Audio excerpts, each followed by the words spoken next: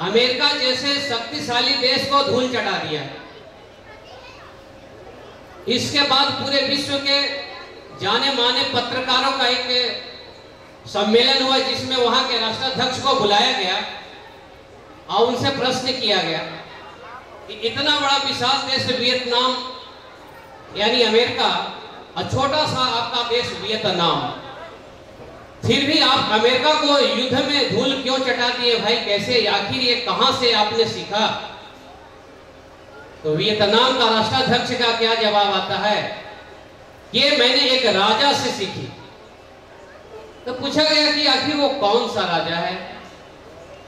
तो वियतनाम का राष्ट्राध्यक्ष का केवल उत्तर ही नहीं देते हैं, सम्मान पूर्वक अपने स्थान पर जहां वो बैठे थे खड़े होकर के आदर पूर्वक नाम लेते हैं कि वो राजा जिसका नाम छत्रपति शिवाजी था वो भारत के रहने वाले हैं।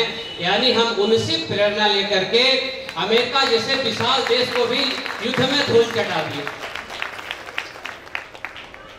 इतना ही नहीं, कुछ दिनों के बाद वियतनाम के विदेश मंत्री का प्रवास भारत के दौरे पर जब होता है तो भारत सरकार उनके सम्मान में बहुत सारे बड़े बड़े कार्यक्रम तो करती ही है।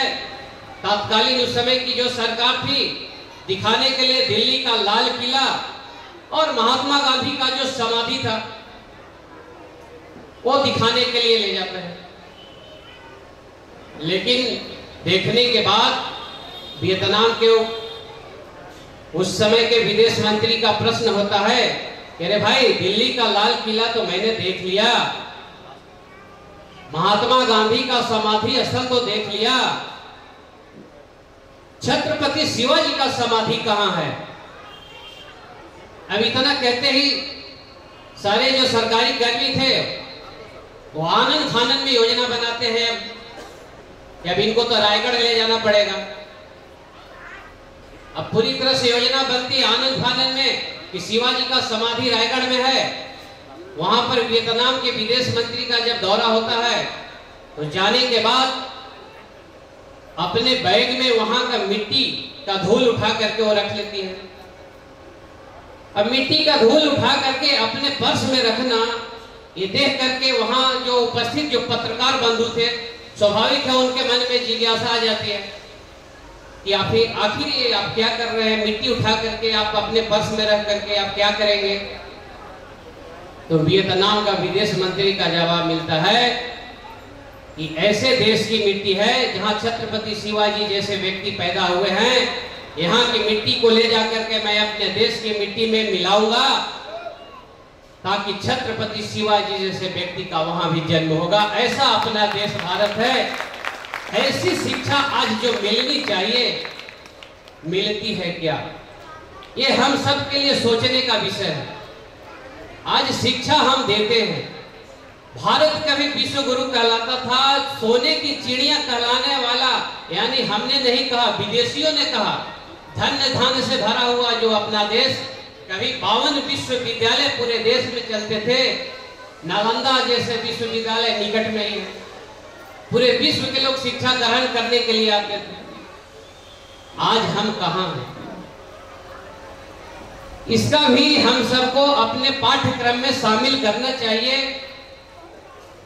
और विद्यार्थियों के बीच में अनौपचारिक रूप से राष्ट्रभक्ति की भावना हमेशा धधकते रहे, ऐसा हम सबों का सामूहिक प्रयास करना चाहिए। नहीं तो देखने को क्या मिलता है, 15 अगस्त आ गया और 26 जनवरी, एक दिन पहले से कार्यक्रम में कुछ बदलाव करके अपने विद्यालयों में सब सांस्कृतिक कार्यक्रम रखते हैं और कुछ 2-4 महापुरुषों का जयकारियां मनाते हैं, मिठाइयां बांटते हैं और कहते हैं कि घर जाओ जी। बाकी का 363 दिन देश के बारे में, राष्ट्र के बारे में, अपने महापुरुषों के बारे में, अपने संस्कृति के बारे में यदि हम 5 मिनट भी बताने का नियमित प्रयास करेंगे तो वो जो अपना जो देश था भारत, जो विश्व गुरु कहलाता था, उस स्थान पर हम फिर से विराजमान हो सकते हैं। इसका हम सब मिलकर के सामूहिक प्रयास करें। समय अभाव है, कम समय में आशीर्वचन के रूप में बोलने का मौका मिला था, इसलिए इन्हीं बातों को कहते हुए मैं अपनी बात को समाप्त करता हूँ। धन्यवाद। बहुत अच्छा सर, क्या आपने कहा। और मैं सिर्फ संक्षेपण कहना चाहता हूँ, जो सर की बातों का निचोड़ कि जो भरा नहीं है भावों से, जो भरा नहीं है भावों से, बहती जिसमें रसधार नहीं, वो हृदय नहीं वो पत्थर है जिसमें स्वदेश का प्यार है। I would like to call our Amit sir to express his views before all of us.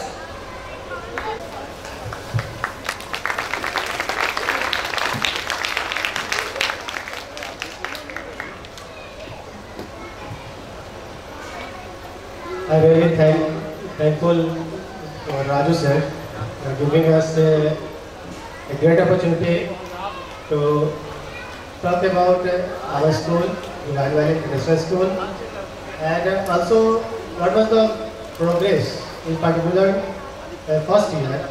As a parents, I feel great changes in our child because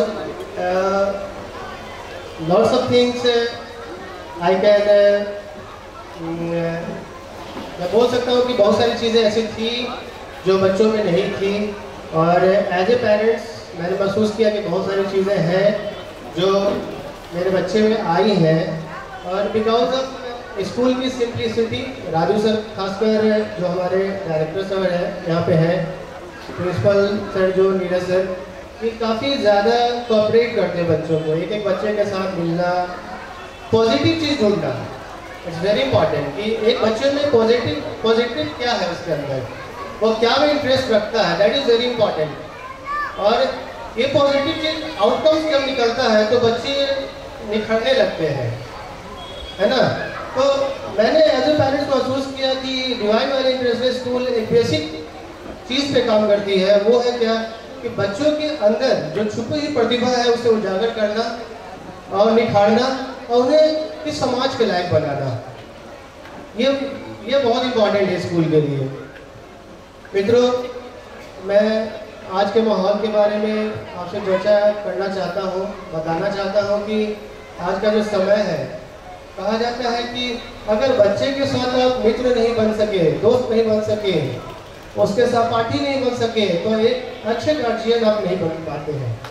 क्योंकि मैंने भी ये महसूस किया है, और बच्चों के साथ बच्चे बन के खेलना, बच्चों के साथ बच्चों के समस्या को समझना बहुत ही आसान हो जाता है। और आज की जो समस्या है, जैसे जैसे पीढ़ी आगे बढ़ते जा रही है, हम अपने माता पिता को भूलते जा रहे हैं। क्योंकि हमारे जब बच्चे जन्म लेते हैं तब से ही हमारी उम्मीद होती है कि हमारे बच्चे हमारी सेवा करें, हमारे लिए ज़्यादा कमाएं, है ना, आगे चल के बहुत बड़े आदमी बने। तो हम इच्छाएं पाल लेते हैं, और महात्मा बुद्ध ने कहा है कि जब आप इच्छा पालते हैं तो वो इच्छा आपका दुख का कारण बनती है। तो कभी भी आप अपने बच्चे से कोई इच्छा मत पालिए, है ना। ये इच्छाएं क्या है, आपको दुख की ओर ले जाएंगी। कहा जाता है मित्रों कि अगर आप घर में हैं और घर में अपने बुजुर्ग की सेवा नहीं कर पा रहे हैं, और मंदिर जा रहे हैं, घी के दिए जला रहे हैं, ईश्वर को प्रसन्न कर रहे हैं, मगर आपके माता पिता जिसने आपको इस जिंदगी को दिया है, जिसने आपको इस दुनिया को देखने का मौका दिया है, वो आपसे दुखी है, तो आपकी जो जीवन है वो ईश्वर की तपस्या, ईश्वर की पूजा करने से व्यर्थ चली जाएगी, जब तक आपके माता पिता प्रसन्न नहीं हो आपके जीवन से। तो मैंने इस स्कूल में महसूस किया है कि मॉरल चीज़ों को, नैतिकता के बारे में बताया गया है, और ये हमारा भारत का क्या है, बहुत बड़ी चीज़ है, इसको समझने की जरूरत है। डिवाइन वैली स्कूल ने बेसिकली मैंने महसूस किया as a guardian, as a parents मैंने महसूस किया है कि भारत की जो नैतिकता है, भारत का जो पहले से चला आ रहा रीति रिवाज है, उसको मेंटेन करते हुए मॉडर्न आज का जो मॉडर्न युग है, उस मॉडर्न युग के हिसाब से बच्चों को डेवलप करना और आगे चल के बच्चे भविष्य में अच्छे करें, इसके लिए भी प्रयास किया जा रहा है इस स्कूल का। ठीक है, तो मैं धन्यवाद देना चाहता हूँ राजू सर का, नीरज सर का, स्कूल प्रशासन का, जो एक एक बच्चे को काफ़ी ज़्यादा ध्यान देती है और बहुत ही अच्छे से बच्चों को ध्यान देके आगे प्रोग्रेस करना चाहती है। मैं इस मौके पर एक छोटा सा भक्ति गाना गाना चाहता हूँ, ताकि हम इस स्कूल को और अच्छे से आगे बढ़ा सकें। है ना। तो मैं म्यूजिशियन से चाहता हूँ कि अगर आप लोग बजा सकें तो, है ना, एक छोटा सा भक्ति गाना मैं गाता हूँ।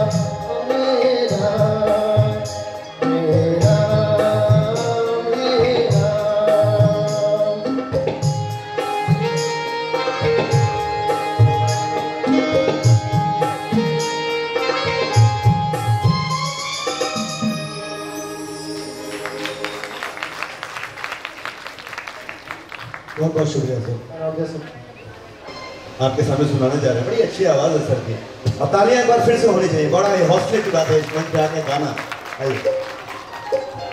That moment has come for which the spirits are waiting. Yes, the cultural event time.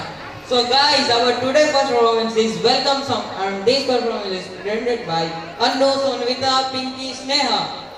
Give a big hand.